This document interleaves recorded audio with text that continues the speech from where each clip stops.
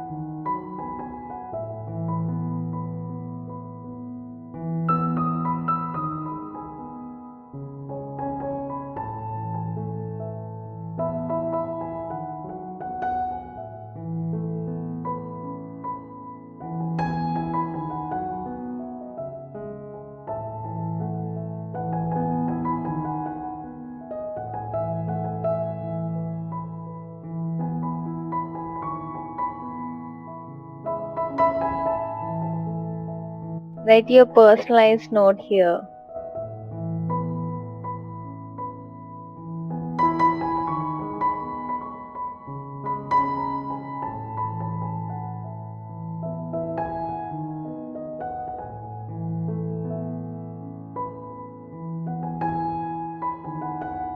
Thank you for watching till then, and please don't forget to comment on this video and do let me know what you want me to try next.